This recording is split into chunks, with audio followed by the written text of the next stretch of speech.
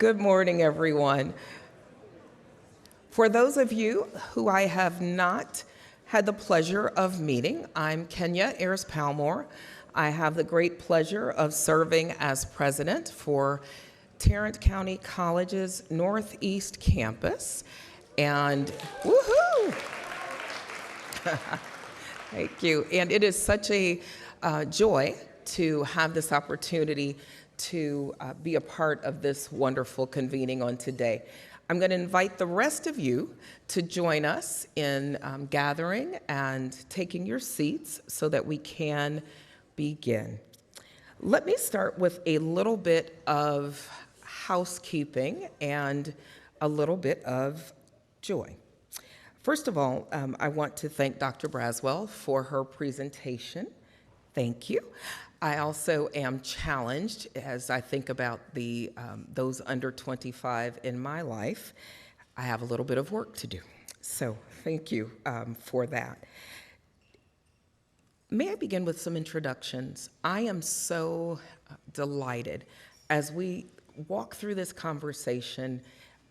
At each turn with each speaker, I have more and more opportunity to connect what's being said to what we do at the college on a daily basis.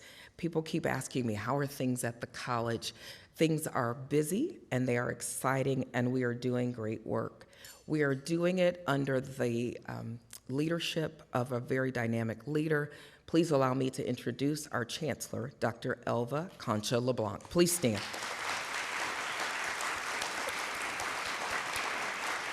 Thank you, Dr. LeBlanc. Dr. LeBlanc carries an amazing story of what we want for our students. She has served at every level within the institution in excellence and now stands as our interim chancellor, and we'll see what's next. We also are joined by her cabinet members. Will the members of the chancellor's cabinet please stand to be recognized?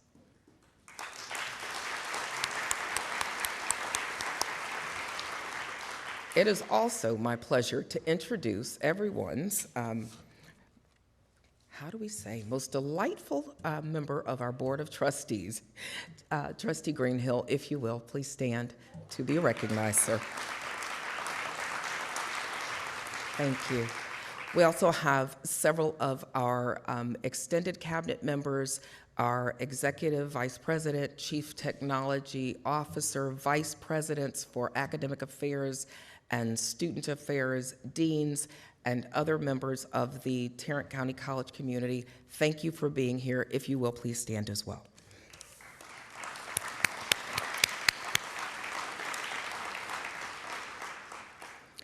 I was listening, thank you, as Dr. Braswell was speaking, and thinking that every problem has a gift in its hands. When the pandemic hit, of course, none of us had a precedent for what to do. As I often do, I thought, WWLD, what would Larry Darlidge do? Talk about tough shoes to fill.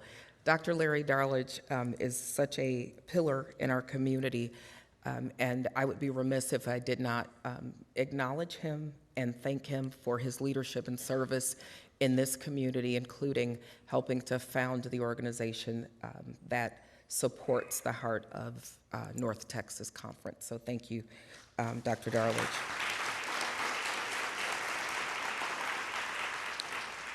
I loved, there was a picture that Dr. Braswell flashed on the screen, and it was a picture of a book. Anybody remember the name of the book?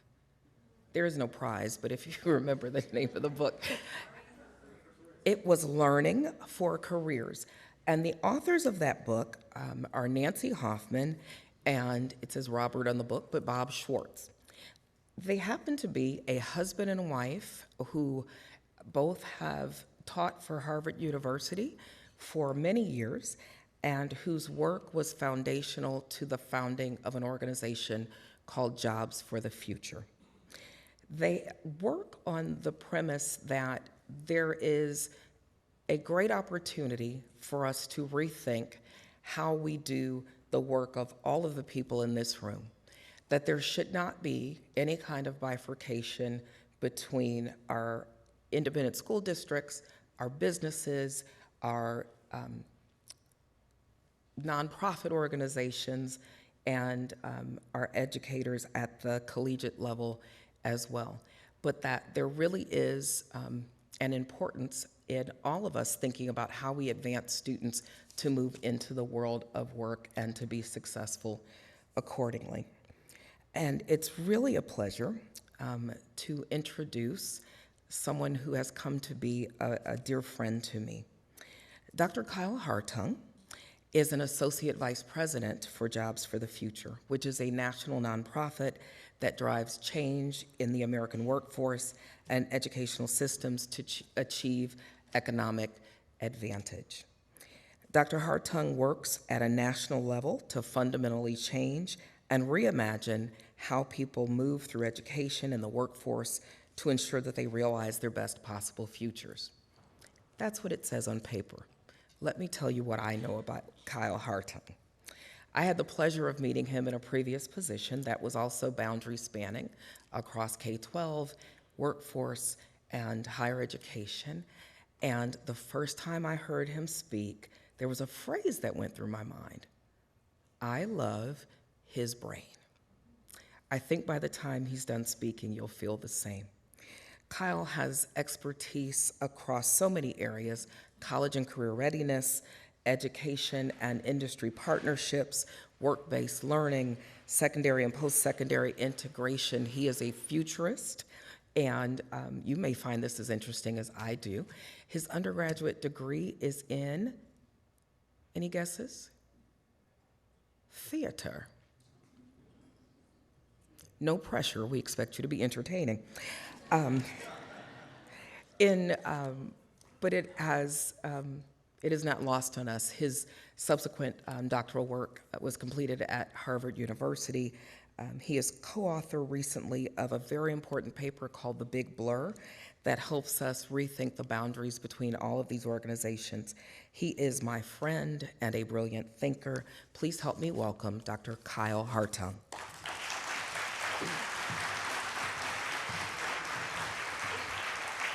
Dr. AP, you are too generous. Can I give you this button as a token of my gratitude? Woo-hoo. This is my I love work-based learning button. In all honesty, really generous of you, thank you. And it is really awesome to be here. And I have heard that there's a little bit of challenge with using this thing, so I'm gonna see if I can get it right. I hope to live up to all of these expectations that Kenya has established for me today. The most of which is that hopefully you will, at the end of my talk today, realize that why my training as a theater professional qualifies me to talk with great authority about workforce development and the way that we can transform those systems. The other thing I would like to just name is when Kenya reached out to me, they had me at the branding today. Raise your hand if you're a Star Wars fan or like an associate fan-ish. Okay, I mean, I was like, wait, what? We get to have this conversation today about workforce? Absolutely, let's do this. And so may the workforce also be with you.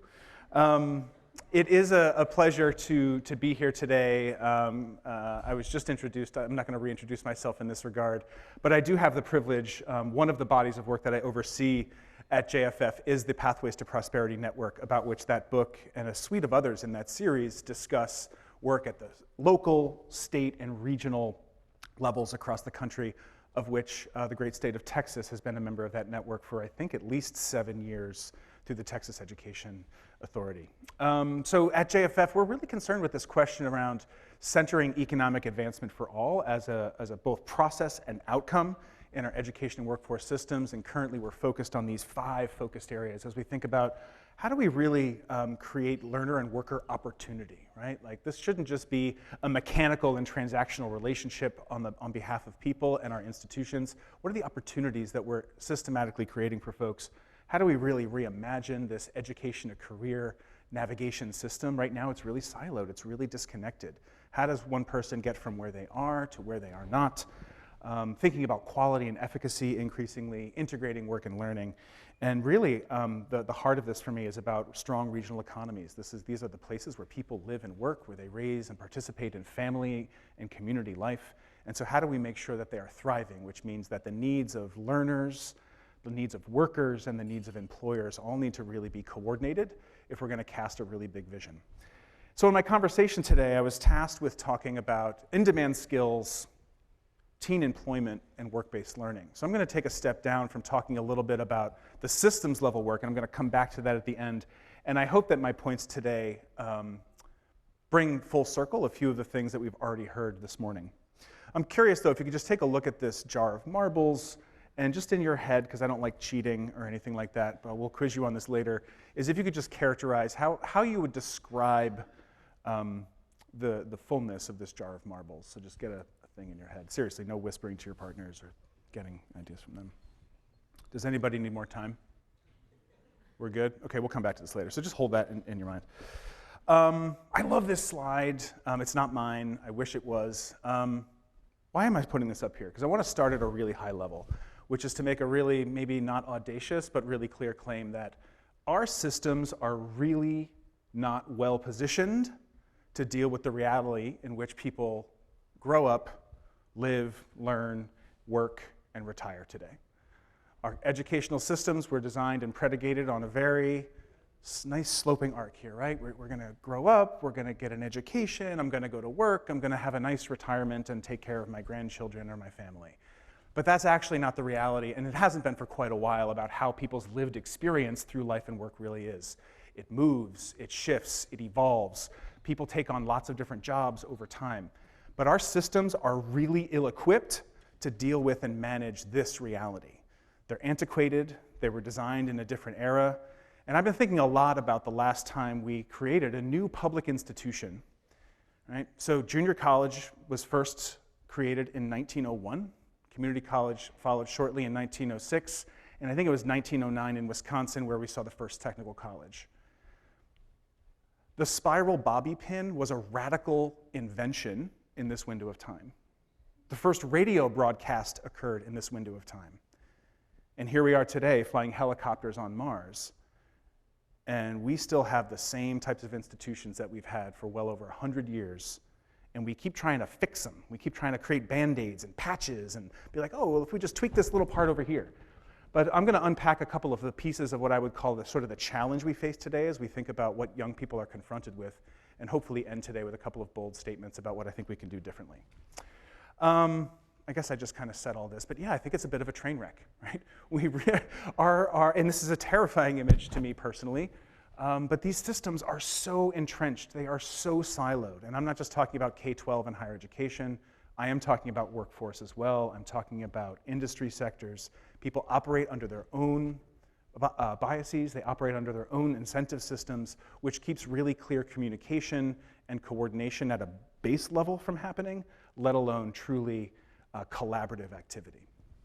So I know that this conversation, I really appreciated Commissioner Alvarez's points this morning that this is not just a conversation about quote unquote college attainment, but one about post-secondary education and training attainment. But I do want to call out if you notice a pattern in the gaps here. So on balance, there are more people, yes, going to and graduating from post-secondary institutions, but the disparity and the gaps that exist among racial and ethnographic groups has remained pretty durable over time. These data don't look any different if you add the last couple of years. And so there's something really broken, and we keep having a conversation about, well, what if we just tinker over here? What if we just fix this other piece over here? Nothing has worked to close this gap. And I think that this is a real problem, especially as we think about the way our economy is evolving, if we think about equity in both process and experience and outcomes. This is just a little piece on to put a point on some of those numbers. When we think about the number of young people who are actually enrolling in post-secondary education, it's real low. The majority of the adult working population does not possess a post-secondary credential. And so often when we talk about higher education reform, we're actually talking about a very narrow portion of the population as well. And so how do we really lift our gaze and create a much bigger catchment when we talk about post-secondary education and in particular training? as we think about some of these gaps. We think about the fallout of how many people are actually not graduating, and then ultimately as we enter the jobs and career and the labor market, the data is not very promising. And we've already heard today about the kinds of economies that we are currently living in and building, and so are we really ready for that? What are we collectively doing to be ready for that? And I'm totally remiss, I'm so sorry. Just so I have a sense in the room, if you sort of represent the perspective or voice or work in an educational institution, could you just raise your hand? I just want to have a sense of who's in the room. What about workforce development, economic development, workforce boards, community-based organizations, philanthropy? Okay, all right. Any elected officials? Awesome. Any employers, like people who are employers? I mean, we're all employers, I get that, but like employers. Okay, great. So we actually have a nice group of folks here. So this is a conversation that we all need to be having together, and I'm really excited to see this kind of cross-section in the room. So possibly unsurprising, but wanted to put a point on a couple of key issues here. So I don't think it's any surprise that workplace skills have been changing for quite a while. These are some estimates about what's happening. So what do you notice about the trends as we move to your right? To the right of our diagram. What we see, right, is an increase in demand in both type of employment, but also what employers are looking for in what could be characterized as these, we heard, foundational skills or the human skills. These are things that are resilient to automation and cannot be done well by computers or robots. That's awesome.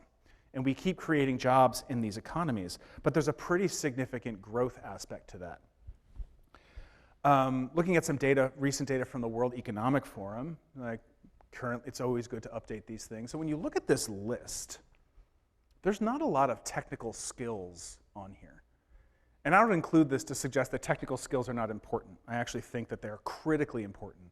But when we look across job postings, when we look across the evolution of the workplace and economies, these indicators are commonly found in what employers are looking for, what they are hiring for. Now, does that suggest that this is actually what people need in those jobs? Not necessarily, which is a different problem on the other side. Are we using degree inflation as a hiring barrier, right? Are we saying, you have a 4-year degree? Awesome, come work here because your 4-year degree must mean that you can solve problems and be an analytical thinker and a critical thinker. I question that assumption, and I think we all should, because that 4-year degree does not necessarily qualify you as having, it doesn't validate these things, but it is in fact what employers are looking for, and the types of jobs that are coming online increasingly need these at scale. One of the other observations about this that I'd like to make is these are not skills that are effectively taught in classrooms. I think that we do our best, and I come out of K-12 education. I was a teacher and a school leader myself, but even if I had the most amazing industry-aligned project and a project-based school with performance-based assessment, collaboration in the workplace is nothing like collaborating with a peer in a classroom. A teacher is not an effective proxy for an employer. And so how do we make sure that young people have access to opportunities in the workplace beyond entry-level jobs to develop these skills and competencies and to make sense and meaning of them over time? And why do I say that? It's because it's not, again, no surprise. Most first jobs that young people get are in some of these top industries, which aren't necessarily well-positioned to be getting to some of these skills. They can be reimagined slightly to do that with some intentionality. If we think about folks in this room collaborating differently and talking more about, well, in some of these frontline jobs, in some of these retail jobs, how can we better think about having young people practice some of these skills with intentionality so they can develop them over time and really be coordinated? That's good. But so if these are the first jobs that young people are more likely to get, how do we get them from where they are, which is here, to where they are not? Another perspective on this is this increasing importance we see and focus on these skills over time in the workplace, right? And so we see some diminishing, we see some sort of being stable and durable over time, but as we think about critical thinking, problem solving, self-management, these are increasing in frequency and need in the workplace. Again, not just the signals in job postings, but the needs of what needs to be happening in the context of work, especially in the context of remote work. We don't have a lot of great data yet about how this is truly going to affect our traditional focus rightly on regional economies, when people can now live in one place and quote unquote work in another if they're not doing in-person work. A couple more points on this, and I know I'm putting a lot of data out here, but I think it's important to set the stage for this conversation about work-based learning I want to put on the table is, how are we really focused on the digital skill as the new middle skill? I think that we saw a lot of this come into the foreground during the pandemic, but we see increasing data, and Burning Glass Institute has been a great partner for the field. If you haven't seen any of their work, they just recently published that American Opportunity Index. If you haven't had a chance to see it, it's a pretty remarkable document trying to take stock of the employers across sectors and talking about where are quality jobs and what do those look like and what does that mean for workers. But the digital skills and how are our educational systems really preparing young people to develop these skills objectively, but also in the context of career preparation and training? Have we updated and modified our CTE systems, our course sequences and programmings in the 2- and 4-year college space to ensure that it's not by chance that young people develop these skills, but that there is real technical development that's happening, and ideally in the context of the working world? You can't see this slide, can you? I did that on purpose. I didn't want you to see this slide. This is secret data, so I can't show it to you. Let me come over. I can't see it either. What is this telling you? This is really important, actually. And I've been thinking a lot about this. So this conversation around the new economies, as we think about green jobs, as we think about remote work, as we think about jobs that are increasingly being automated, as we think about TDLR, logistics work. The skills in these jobs are coming online really rapidly. They're requiring new types of skills that didn't exist 10 years ago. The types of jobs in some of these industries didn't exist 10 years ago. And so this kind of goes back to that first piece I shared, is how well equipped are our current education and training systems to prepare young people for these jobs? I live don't be offended, I live in Boston. It's not Philadelphia. I know that there's a situation going on right now. There's a wind farm that's supposed to be built off the coast of Cape Cod, and I think that Texas has some going up as well. People keep talking about imaginary people who are going to work on these wind farms and build them, because they're like, well, we need to skill up some talent so that we have the engineers and the electricians and all the folks who can go out and do this work out in the Mass Bay for 60 days at a time living on the boat. I was like, who are you talking about? They're like, well, we're going to focus in the CHIPS investment and the infrastructure bill. We're going to leverage all these dollars to build these CTE training programs and these credentials. And I was like, well, when are you going to start doing that? Because these things are being built now. And I know for sure my daughter, who is in 5th grade, if someone would talk to her about possible careers broadly in STEM now, she could launch a career in that green infrastructure industry and retire from that before we're done building it.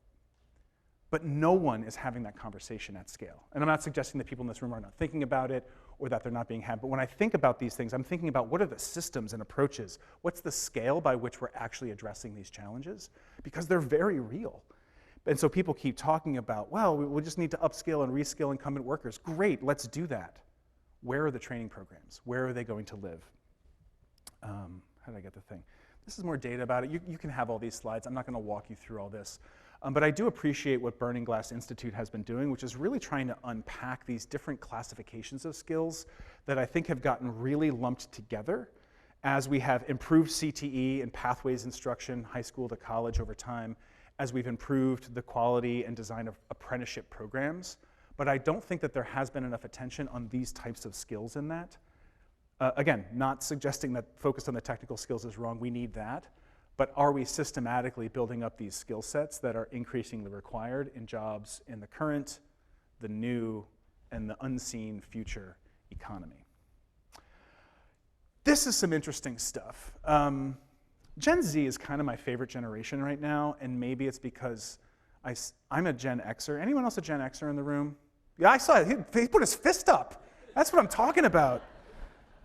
I think Gen X is a pretty cool generation. I'm just going to say it. a little bit, like, I don't care what you think of me, I'm gonna say what I think is on my mind. I kind of think Gen Z is a little bit there right now. But what I really appreciate about this generation is the way that they're talking about what they want and the language that they're developing around their needs.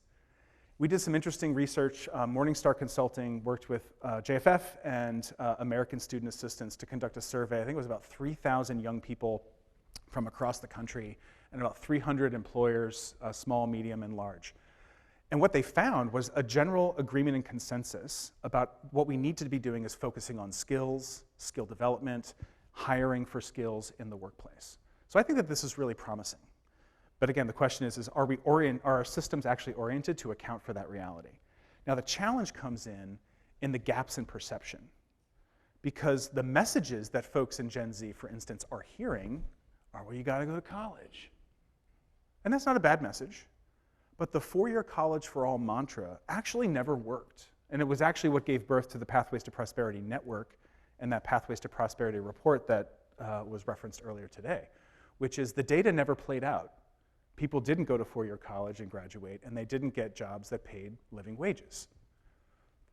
And so how do we dispel some of this mythology and help communicate about skill development, the types of jobs that exist, and also center a conversation about good jobs and quality jobs, making sure young people don't wind up inadvertently getting tracked or finding themselves in a dead end as we think about jobs that don't have career ladders or lattices to climb up over time.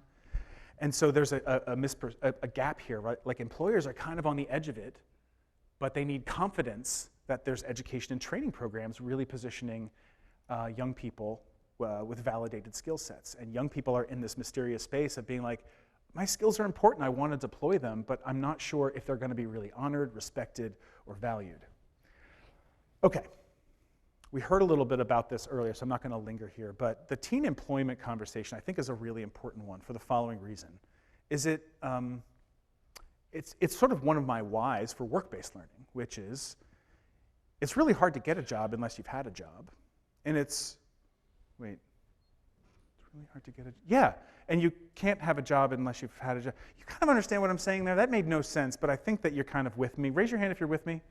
You kind of get what I mean, right? Like, wait, you don't have a job? I can't give you a job, but I need a job, and so how can I do it? So anyway, I'm putting this one up here. This is pre-pandemic, and at this point in time when I was using this, I was talking about this as a crisis, because lack of teen employment is really crippling for young people to gain access to some of this early career exposure, let alone income that often they need to support their families, possibly support extended community members, what have you. And so work-based learning was the way I would introduce the problem of the teen employment challenge. Obviously, the pandemic exacerbated this, and this is sort of a little bit of an inverse of that. This talks about teen unemployment, which is a slightly different construct, because teen unemployment then is a feature of teens who were employed and lost jobs, or teens who had been seeking employment and lost them. And so obviously a huge gap when we look at this age group. And so not having opportunities in the workplace goes all the way back to those skills we talked about a little while ago, which is, well, how are we supposed to develop them if we never have access to jobs that allow us to do it? So for me, this is then a question about future readiness for young people. And so we can't overly rely on our educational system to do this, because one, like, how many more burdens do K-12 educators actually need? I don't think many. My wife continues to be a teacher, and I know lots of teachers. Work is really hard right now. It always was, and it's real hard right now. And that does not change the imperative of making sure we're talking with young people about careers. But those schools, we're not just built to be providing this type of advisement and counseling and support to young people. To go back to my introduction so I was a theater major, it's true, and then I realized I couldn't actually have a job there, and so I went and I got my teaching credential, and then I was a terrible English teacher.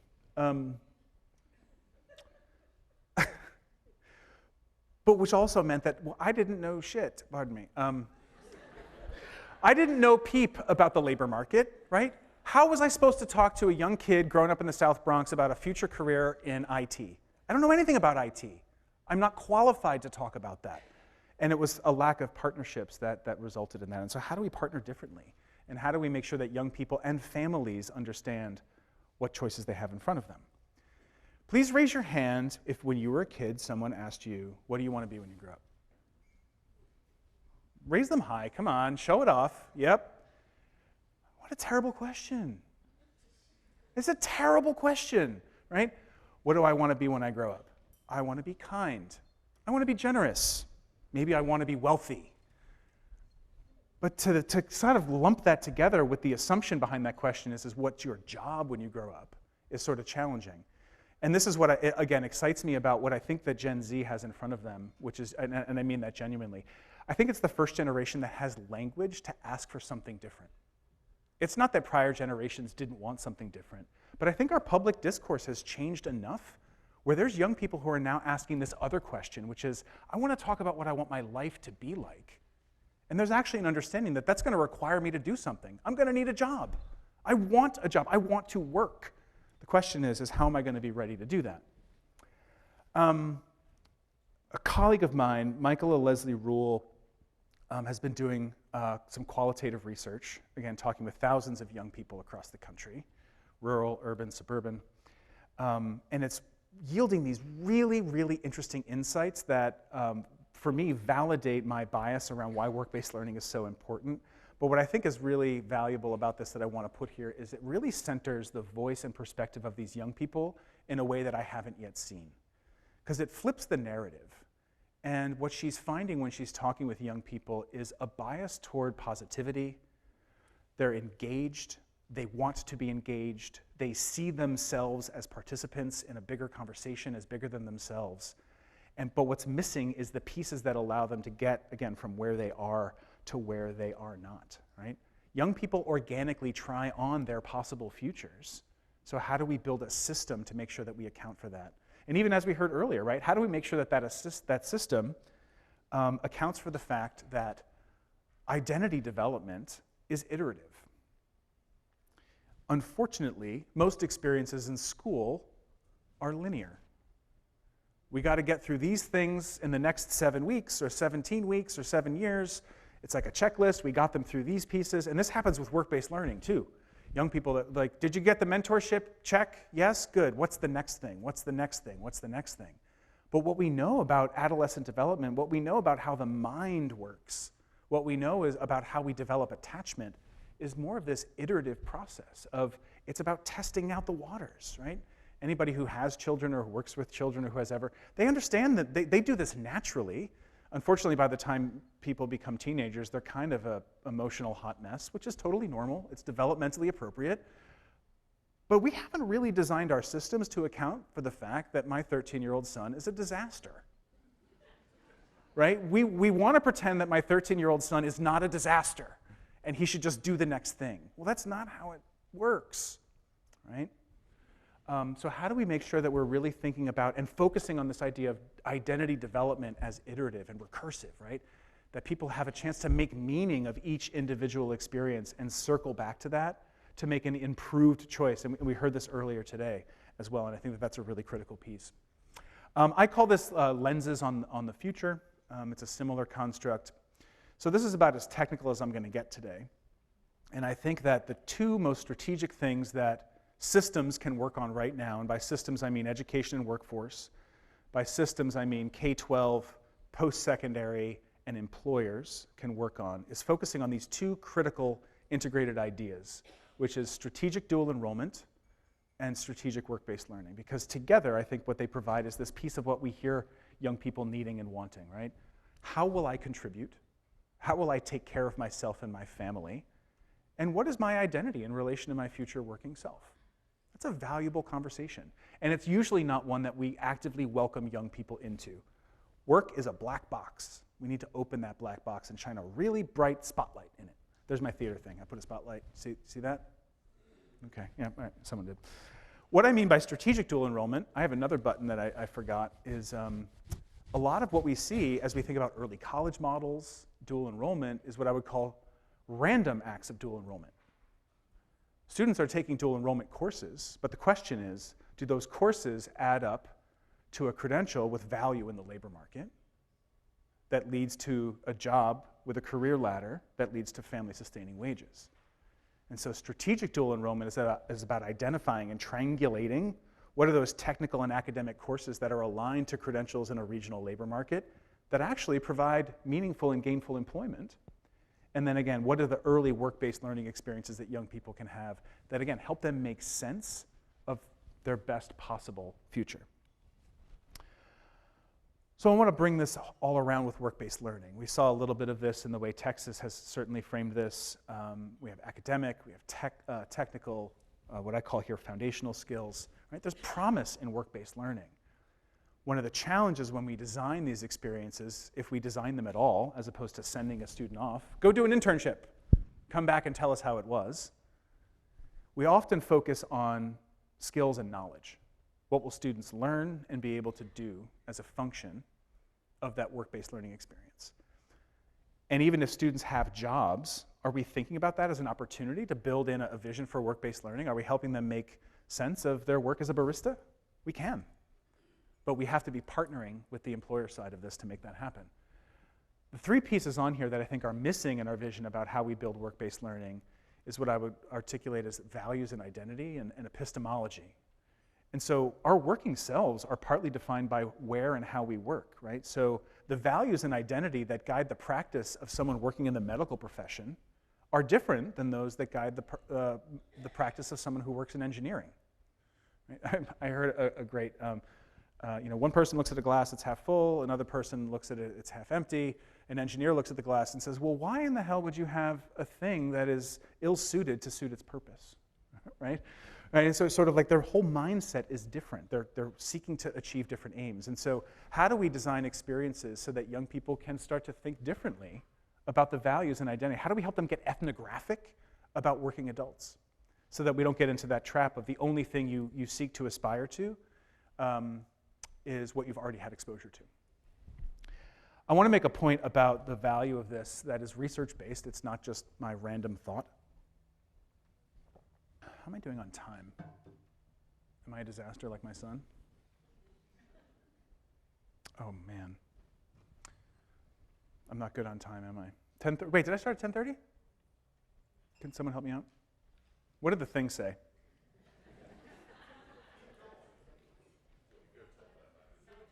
Oh, man. Okay, listen, working matters. What's the takeaway? Work matters. It actually does. Research has borne, a number of different research studies have really shown that early opportunities for work in quality jobs actually affect early and possibly lifetime earnings. So how do we get really focused about making sure that that happens? I could talk with you about work-based learning. It's a slightly different vision of this because this tries to account for the iterativeness of it and the developmentalness of it. It's not a linear process, but how do we move people in and out of these? And how do we stretch it across K-12 and post-secondary? A lot of K-12 folks do work-based learning. Post-secondary does work-based learning really well because community colleges should be the center of the universe, or they are, at least in my book. How do we stretch it across so that people are not starting over? I'm going to rush through the rest, and you can have access to all of the stuff. You have to design backwards from employers. One of the challenges with employers engaging in this is literally not really being sure, well, what am I supposed to do? What's in it?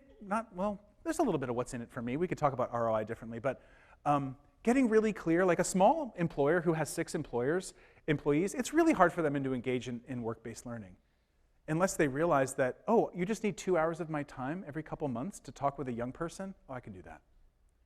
Which is different than committing, 90 hours to support service learning. Give employers a menu. And just a fast point, I do believe that this is an equity issue. Employers at scale, industry invests stupid amounts of money in professional development. Almost none of it goes to young people. Participating in work-based learning at scale can actually change that conversation. I'm so sorry, there's a thing in the middle of my slide that looks terrible.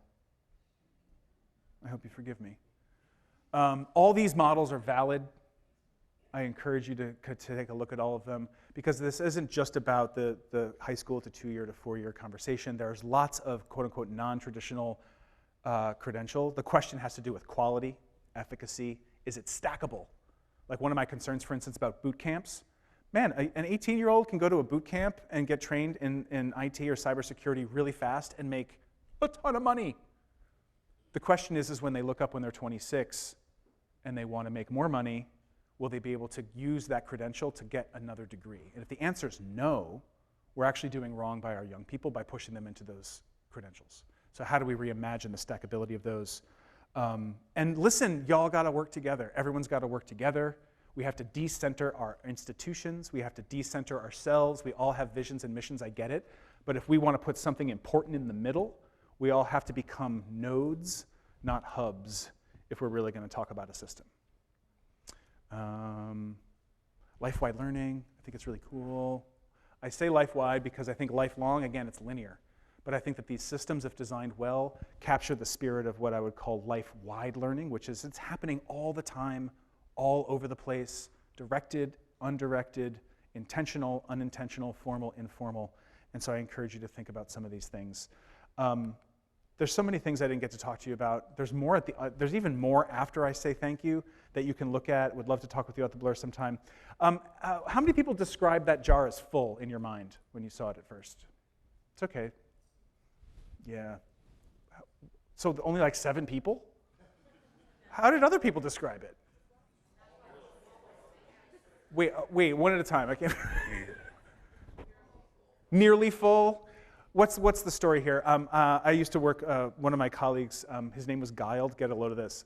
My best friend as a teacher, his name was Guiled, and my name was Kyle. It was really confusing for our students. He was a really cool science teacher. He used to do this thing where he'd like come out from under the thing, the podium, and he'd put the empty jar, and then he'd go under. He always had to have a flair for dramatics. And he would pour the marbles in, and then he had this whole little shtick around it being full. And then he's like, well, let me get something. And he would take out a thing of sand. Did I hear someone say that? And he would put the sand in the jar. I don't know. And it just kind of, I was reminded of that recently, and just this thing that even when we feel like we've done enough, even when we feel like there's nothing much more to be done, there's actually a lot more room in that jar for that sand. Add the water, because we frankly, we just, nope. We just have to. And the last point I want to make is a lot of times when I talk, people want to know about like innovations and the technologies that are going to help us to do this and coordinate all these things. I actually believe the most radical and innovative thing that anybody can do right now is collaborate. Because usually what we wind up with is coordination and partnership, which is great, but it's not going to get us there. Collaborating requires humility. It requires trying to redefine the nature of the problems we think we're trying to solve. And if we really want to change the conversation about how do we move young people from where they are to where they are not, collaboration, that's going to get you there. Anyway, thank you. There's more. I really appreciated this time, and it went really fast.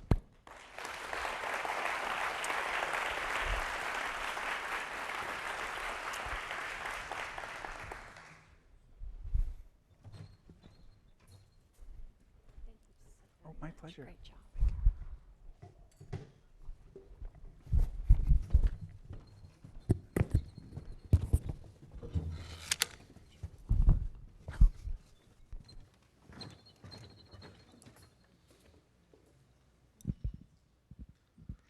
Well, has everybody been enjoying today?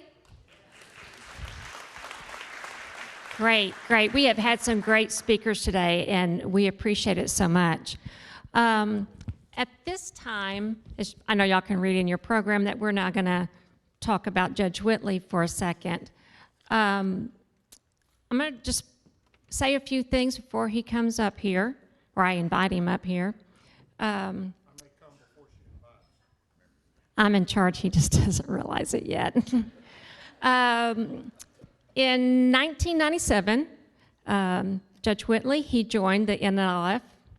That same year was also the year that NLF created the Heart of North Texas, because one of their initiatives was about helping with the education in our community and to help out our high school seniors.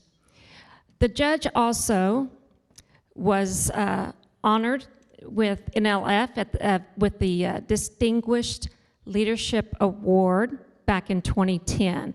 And I know some of the things we've heard today. We've heard collaboration, we've heard leadership, support, encouragement, okay? All of us in this room are leaders. As you know, the judge was my boss for 10 years and I think 3 months. However, prior to that, all right, Judge Whitley was my mentor. And I learned a lot. Didn't always agree, but I still learned some things. But over the years that I've known Glen, and many of y'all that have worked with him in the community, we have seen him volunteer. And he's not just standing at the door greeting people. He gets in there and he gets his hands dirty. We've all seen him do that type of volunteer work. In addition to that, we have different leadership styles. And sometimes, depending on that situation, a leader style may change to benefit the group or the community you're working with. Glen, in addition to volunteering and working in the community, he also has supported and encouraged others to lead, and most of all, how to lead in the toughest times. And I think that is so encouraging, especially with the way things have been over the last couple of years. There's been times, how do you lead? What do you do to make things happen and make the best decisions? Which he has always collaborated and pulled folks together, which I admire greatly. Based on the years that I have known Glen, one of the major things I've learned is it's not about what we want or what we need, but it's about what is best for our community. Judge Whitley, will you join me on stage, please?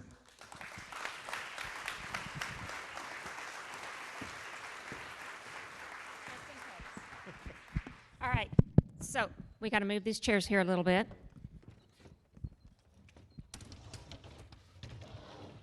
Not too close over there, so.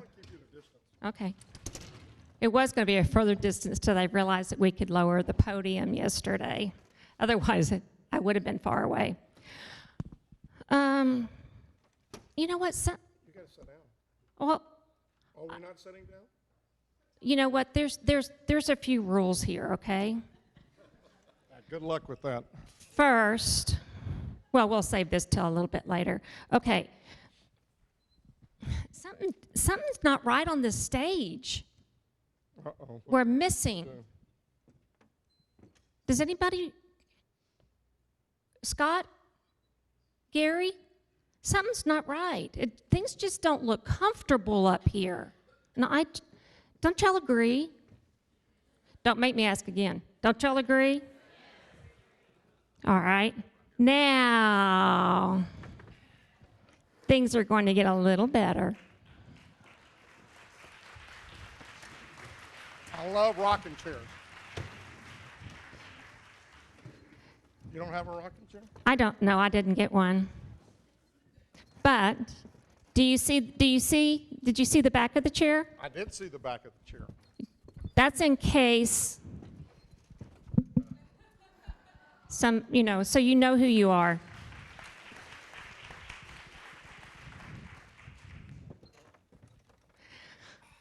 Okay, now it's time. You never thought you'd be in this position, did you? Don't answer that question. You asking me questions? No, probably not. Probably not. Did you ever think, in all the years we've known each other, even before I worked for you, that I would ever have the opportunity of interviewing you? No. Does it frighten you? Yes. Okay. I know things. Me too. We all do. One of the rules before we get started, okay, is I'm in charge today. I know everybody knows I'm the chair and I'm honored, but I'm in charge. Sure. Y'all see, I don't work directly for him any longer, so I can be a little more aggressive today instead of, yes, sir. No, I have a lot of respect for you. Wow, 26 years in county government. Hard to believe that so much time has passed. Today, as you know, we're celebrating our 25th year for NLF's Heart of North Texas. And I know you've had several initiatives over your career here at Tarrant County.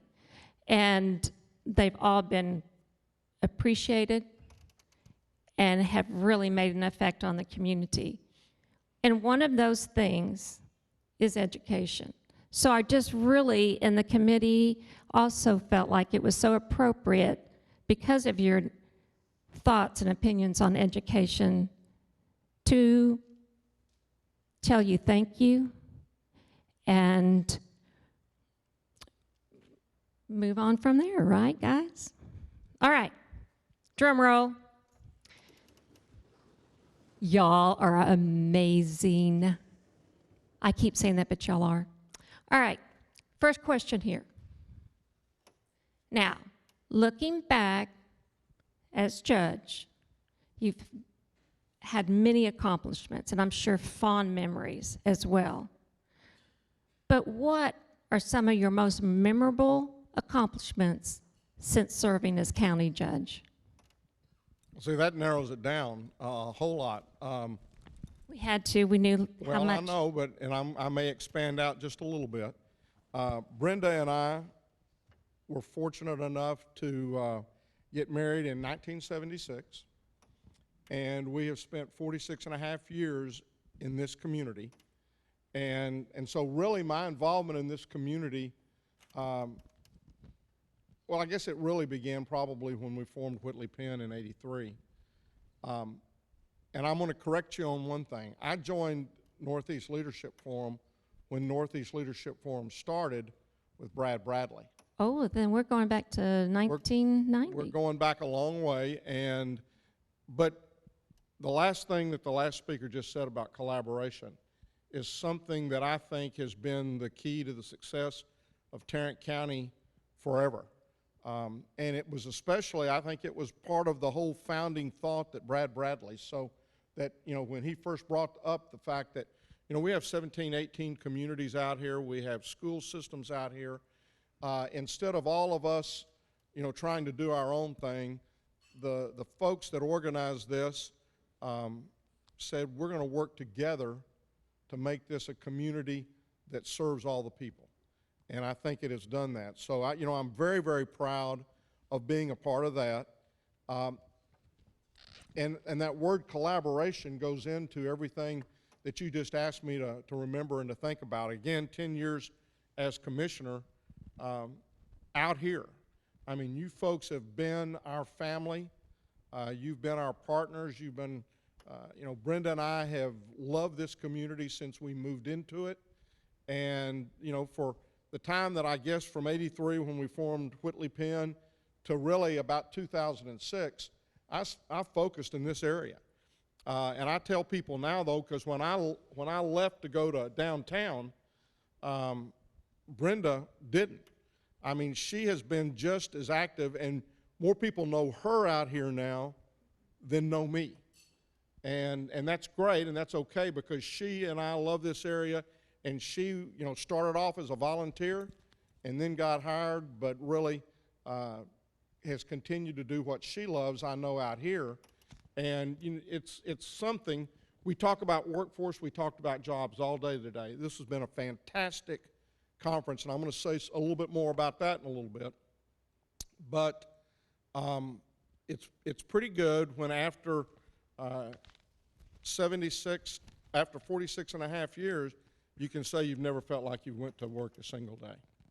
And that's how much we love this area. Things that we've accomplished, we can go back and look. It's all been through collaboration, from transportation, North Tarrant Express, DFW Connector, 35 area, from healthcare. We've done Asthma 411. That was a collaboration between Cooks and UNT, JPS. When I start mentioning folks like that, then I forget somebody, but Acclaim and a bunch of those folks. Public Safety, Alliance for Children. One of the first projects that I had the privilege of doing. They were looking for a location in Northeast. The NIMBYs got involved, never in my backyard, and we put it on the county's property. And we built it a home like you would remember going back to your grandparents. And so it's an inviting place for a child that's gone through some terrible trauma to come into and to be able to to do that. And that was, again, a collaboration between CPS, between our district attorney's office, and the police in the particular community. So again, collaboration, collaboration. It's been great. And we've got great partners out here.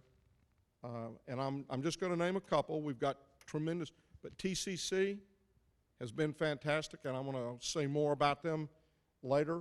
United Way has been out here.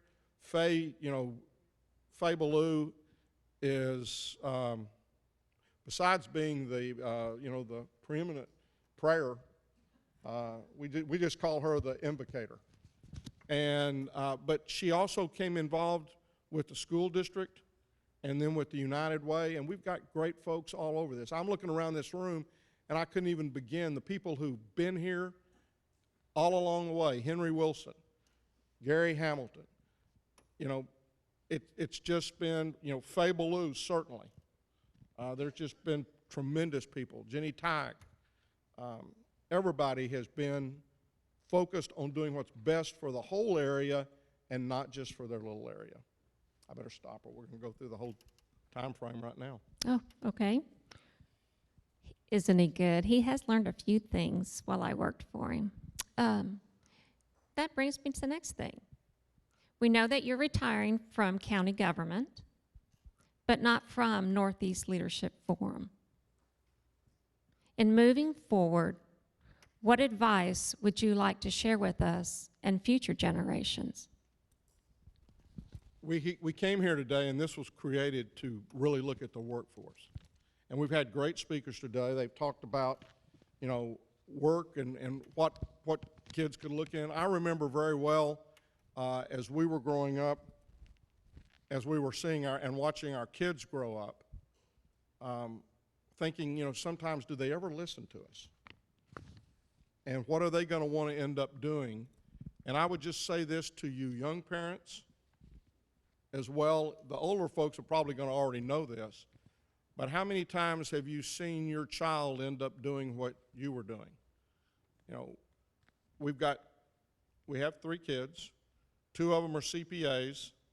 The one that isn't was going to be a teacher, as Brenda started out, and she's really the entrepreneur. And I kid her brother and sister that she knows as much about math and accounting and how to run a business as the 2 of them do, who got a degree in accounting. Kids are always absorbing what they see and what they hear, but more times than not, I think it's what they see. And so it goes back to that old adage, well, maybe it's the opposite of the old adage. Don't do what I say, do as I do. And I think they're watching what we do more than what we're telling them and asking them to do. Again, collaboration came through here today. We talk a lot today about kids getting to the point to where they can get a job. And I remember when I sat on the HEB school board. At that point in time, someone came and said, we need to begin looking at the trades. Not everybody needs to go to a 4-year college. And at that time, we were a little reluctant. Now remember, that was 26 years ago. But I think we've really and we're seeing that more and more and more today. And that's so important. But the thing that we haven't hit on today is something that has, I guess, become a real passion of mine as a result of COVID. We all know that the kids, or at least in my opinion, the kids lost 2 years of school as a result of COVID. Child care shut down. And what all this is translated in my mind to me is the importance of quality child care. When they decided they were going to start free public education, for who knows what reason, they decided it was going to be at age 6. They didn't know at that point in time that the brain maps so much from 0 to 3. Brenda was a first grade teacher in 1975. They were starting this new thing called kindergarten. And it's because the kids weren't ready for first grade, or some of the kids weren't ready. Now, 45 years later, they're starting pre-kindergarten. Same reason. So what I hope and pray is that it doesn't take 120 or 135 years for us to realize we got to start quality child care at 0.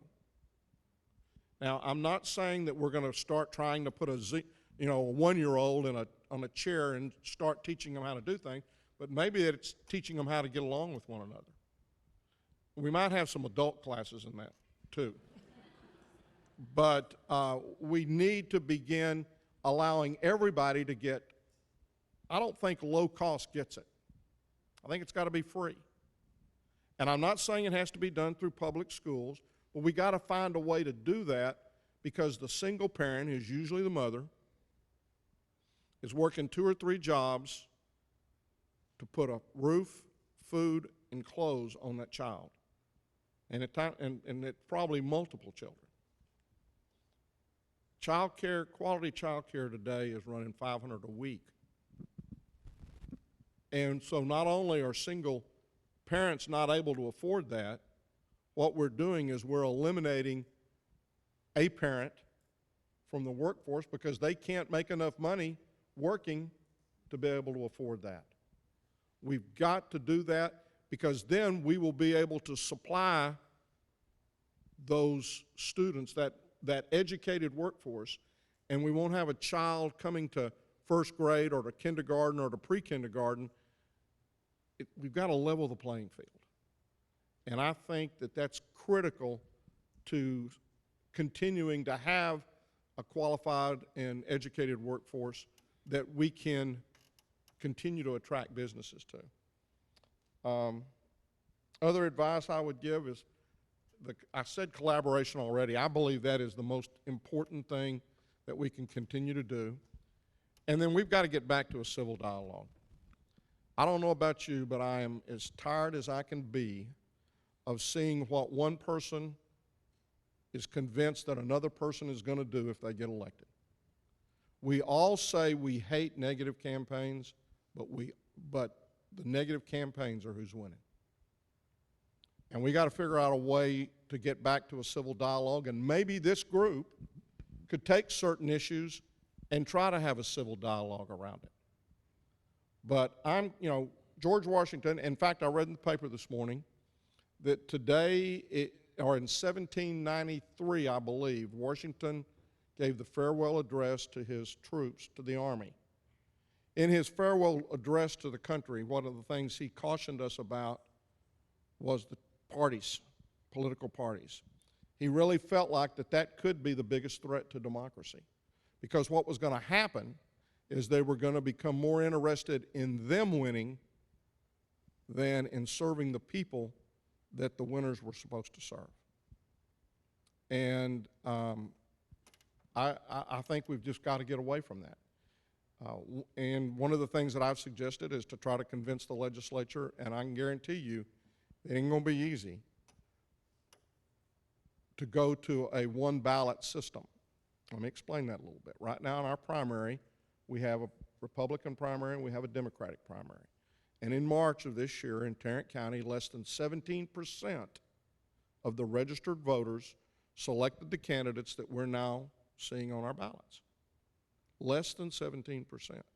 When I see someone who didn't vote, I ask them, why didn't you vote in the primary? Well, I'm an independent. I don't want to get labeled as a Democrat or a Republican.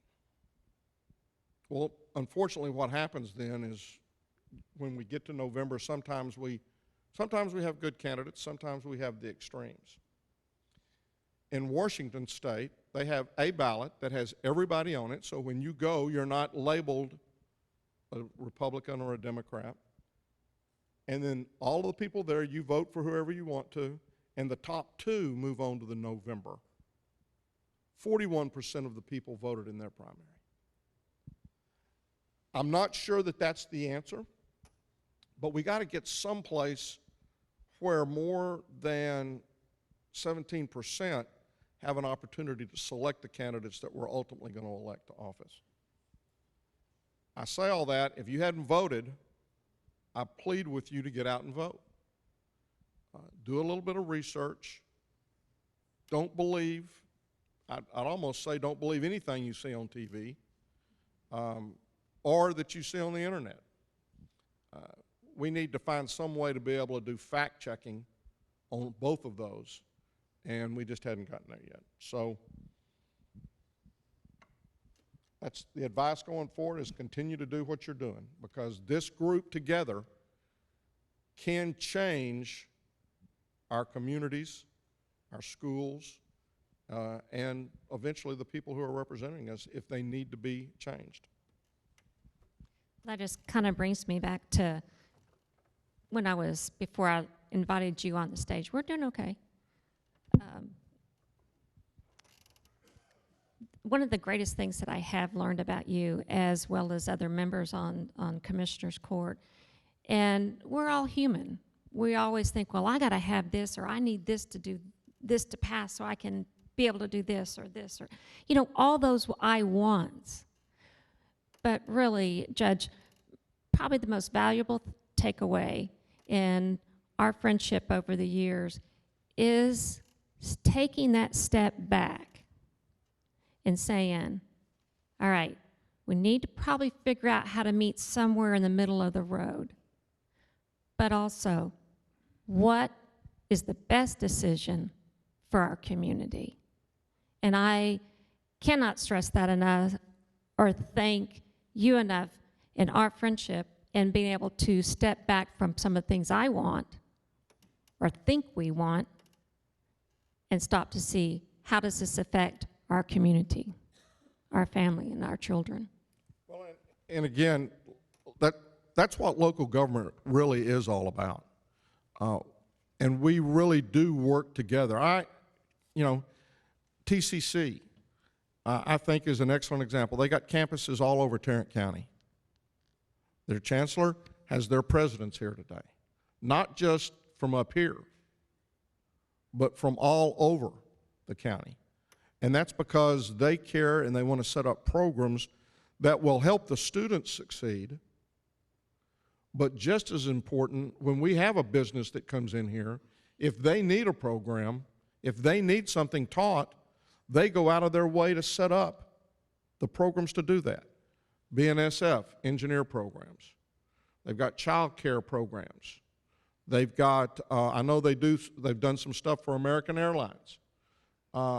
And there's so many other employers that they will work with if they need a program. And it's just like we'll train them and they've immediately got a job. We have so many jewels sitting within Tarrant County that sometimes we just overlook. And we don't understand, because we see them day in and day out, how lucky we are in this county to be able to do it. But local governments work together. And I can't tell you, I've had an opportunity to go throughout the country and throughout the state, and I can't tell you how many times that I'll be with other county officials and they'll say, well, golly, I wish we could talk with the city, or I wish we could work with our Department of Transportation, or this, that, or the other. And we do that here all over the county, and it gives us a leg up anytime we're trying to compete with some other county, with some other city, to bring business into Tarrant County. It's great. I agree with that, and I think we all are proud to live in Texas, because we do want to make this a home for everybody and anybody, including those from California. We have to still that's the smarter ones that are getting out of California and coming here. That's right. So when they get here, we got to teach them. Somebody else, and not to take away, I'm going off script here a little bit. In your 26 years here serving for county government, somebody else that I just want to recognize, who should get a crown, and one of these days maybe she will, but Brenda, thank you for your support for Glen.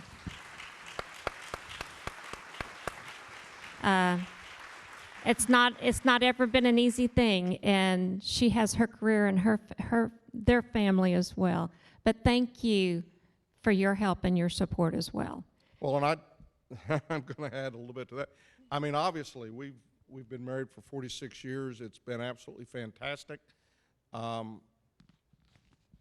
We were married probably about 5 years before we had our first child, so we had a chance to do a little bit of traveling before with kids. And then we had parents that lived in the area, and so we were fortunate to be able to have time for ourselves as well as time for the kids. But when we had our children, Brenda worked at home raising those kids. And, you know, I go back, you know, they were saying the words that we use or the words that we hear from the kids. I remember walking out the door, Daddy, don't go to work. And if you don't think that doesn't pull, it does. And she always explained to the kids, you know, that Daddy was going to work and that, you know, but he would be there when, you know, when special things happened. And I was fortunate enough to be able to be at a lot of special things. But Brenda was the one that was there with them for everything. She raised, Jonathan was, you know, we had talked about 4 kids, and after we'd had 3, she came and she says, I'm raising Jonathan in the back of the van. And I'm just not sure we can add, you know, more activities to do out of the back of that van. But she raised those kids. We've got 3 great kids. We've got 9 great grandkids. And it's just one of those things that we work together as a team to get that done. And then after Jonathan left and she began to volunteer a little bit, and then she, you know, I remember HEB coming to her one year and saying, we were not the grocery store. That's something, you know, up here we've got the problem. They can start advertising. I'm a little regretful that HEB is actually coming into our community, because now there's going to be a big, we're going to have to figure out the difference, you know, how we're going to distinguish that difference. But she went back to work for HEB. I had been on the board and had worked with HEB. We just love the hospital, no offense, Medical City or Baylor, Scott and White. But she went back to work for them, and she loves every aspect of the years that she's been with them as an employee, as well as the years that she had a chance to volunteer with them. So thank you very much. All right. Well, as you guys know, on the program, 11:30's lunch, and Craig will be up here in a second. There he is. But in closing, what would you like to just say, either a challenge or something memorable, or what's important to you? I mean, and we all know how important the community and your family is to you. So in closing, what would you like to leave us with? I would just say that I have loved every moment of our lives out here in Northeast Tarrant County. I see many, many great friends, long-term friends out here. It's been an absolutely fantastic place to raise a family, to live, and to work. And you know, I knew nothing about county government when I went into county government, but I've learned to really love it, because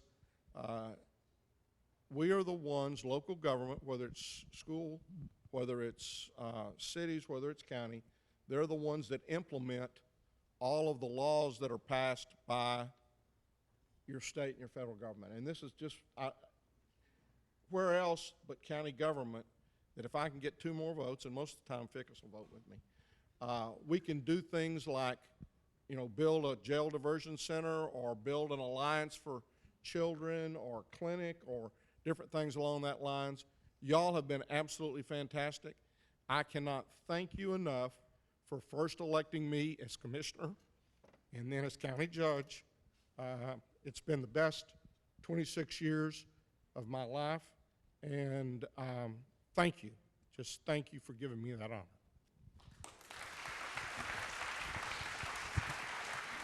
Thank you, Judge, and thank all of y'all.